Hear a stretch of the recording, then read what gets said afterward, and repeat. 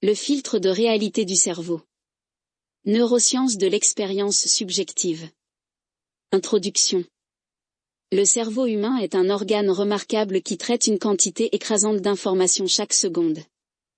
Pour donner un sens à cette information, le cerveau emploie une série de filtres qui déterminent ce qui est pertinent et ce qui peut être ignoré.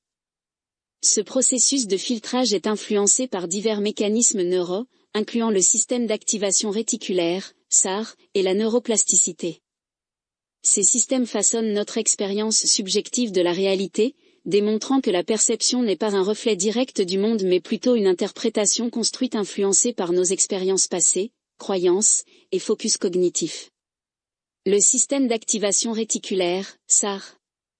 Le système d'activation réticulaire, SAR, est un réseau de neurones situé dans le tronc cérébral qui joue un rôle crucial dans la régulation de l'attention, de l'éveil, et du traitement de l'information sensorielle.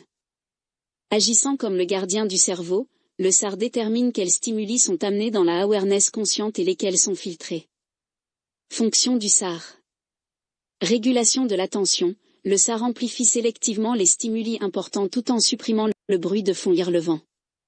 Par instance, dans un environnement bruyant, il permet à un individu de se concentrer sur une seule conversation tout en ignorant les autres distractions, l'effet cocktail party.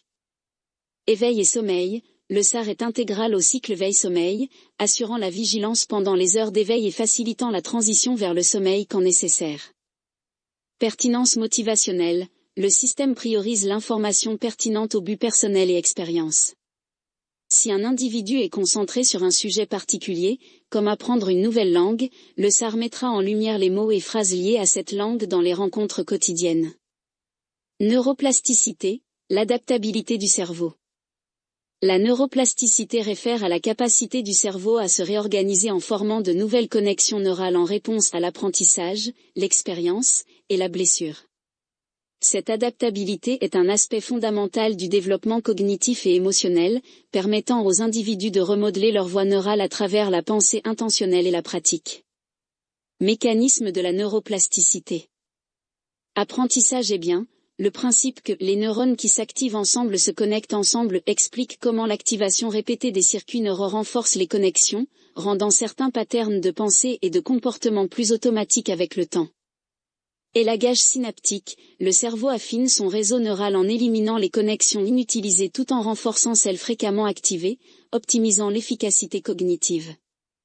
Plasticité dépendante de l'expérience, apprendre de nouvelles compétences, s'engager dans des expériences novatrices, et même changer les patterns de pensée habituels peuvent conduire à des changements structurels et fonctionnels dans le cerveau. Étude de cas, la pensée remodelant les voies neurales. Une des démonstrations les plus convaincantes de la neuroplasticité se trouve dans les cerveaux des chauffeurs de taxi londoniens. Une étude conduite par Maguire et al. 2000, révéla que les hippocampes des chauffeurs de taxi londoniens, responsables de la navigation spatiale et de la mémoire, étaient significativement plus larges que ceux des non-chauffeurs. Ce changement structurel résulta de l'entraînement extensif requis pour mémoriser la disposition complexe des rues de Londres, connue sous le nom de The Knowledge. Étude de cas additionnels. Méditation et le cortex préfrontal. La recherche sur les méditants à long terme a montré une densité accrue de matière grise dans le cortex préfrontal, la zone responsable de la régulation de l'attention, de la prise de décision, et du contrôle émotionnel. Récupération d'AVC et reconfiguration neurale. Les patients victimes d'AVC expérimentent souvent une fonction motoire impaire, mais avec une réhabilitation intensive, le cerveau peut rerouter les fonctions vers des zones non endommagées, permettant la récupération. Bilinguisme et flexibilité cognitive, des études indiquent que les individus qui parlent multiples langues exhibent une densité accrue dans le cortex pariétal inférieur gauche, améliorant la fonction exécutive et les compétences de résolution de problèmes.